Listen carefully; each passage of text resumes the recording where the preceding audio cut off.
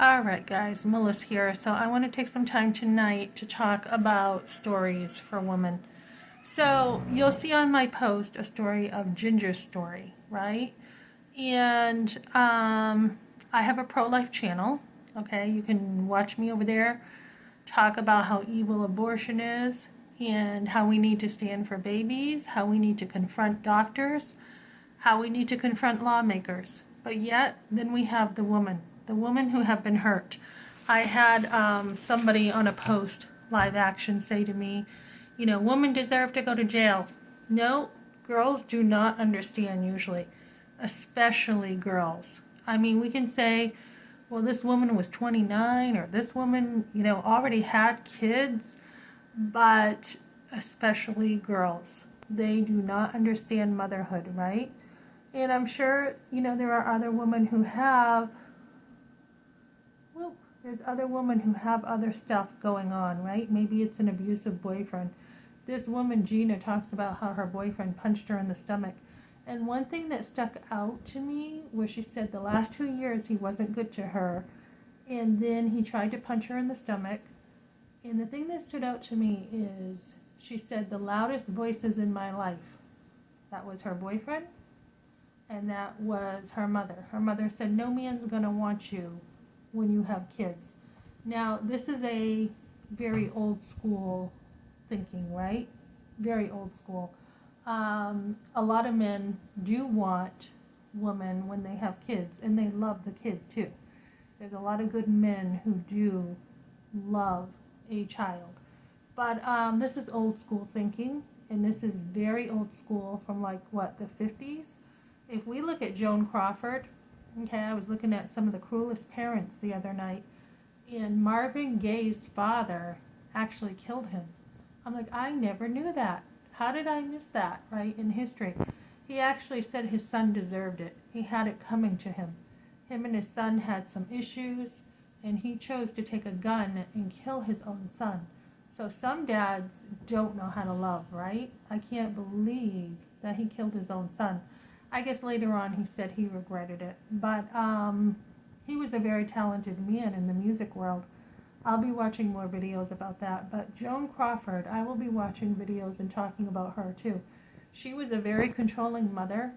Everything had to look good on the outside. And a lot of mothers grew up with that type of mother. You know, my grandmother was somebody who lived in the projects. She kept her home, when I used to see her, pretty clean. She was the perfect grandmother to me, but she was mommy dearest to my mother. And so when you grow up with that, you have to hide everything, right? You have to have an image of looking perfect. And many times daughters become the trophy of their mothers because they want them to look good, they want them to act a certain way, they don't want them to, you know, have a kid out of wedlock because it doesn't look right, especially in the older society. So I like what Gina shared. I think we need more stories, and this channel is going to be dedicated to women and helping women heal. She had said something like she doesn't think she'll ever heal from it. When you have post-abortive care, you will heal. You will.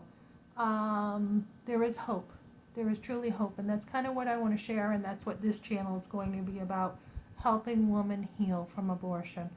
And but God, okay, so she talked about how Jesus was always there.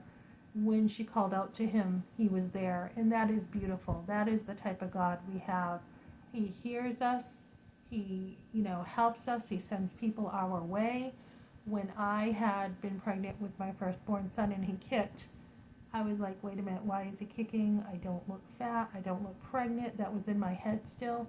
A very warped view of what pregnancy was. Didn't have child development under me at all. I was an AB student. They just didn't teach it in school. And unless you learn it at home, you're not going to know it. So, what did I know, right? And then all that stuff with the abortion started coming out because I now was preparing to have my son. So I now had to deal with child development and stuff. So when I cried out to God, he was there. He was there. I had gone to a pregnancy center. She said God forgives as far as the east to the west. I took all the blame. It is a long process, ladies, to heal. But in the end, the more you know God, the more you are going to heal. And He absolutely loves you. He absolutely does. If you come to Christ, there is no condemnation. Post-traumatic stress will tell you that that you're not good, that you are not good enough, that you can't be forgiven. That's a huge lie. Or there will be nightmares. You will have like flashbacks of what happened. I had a vacuum that would remind me of the blood I saw in the canister. You'll have nightmares with hearing children screaming for you. There is a lot there, guys, that you have to get through, but you can heal. You can heal with the right help. Most post-abortive classes, now I think they do, a group setting. And that was so helpful to me to have a strong group of 5 or 6 other women so that I could hear all their stories and relate and say, yep, that happened to me. Yep, that's how I felt. Yep, because we have been told to be silent. We have been silenced. So I want to give a voice to women about the truth. Okay, thanks for joining me, guys.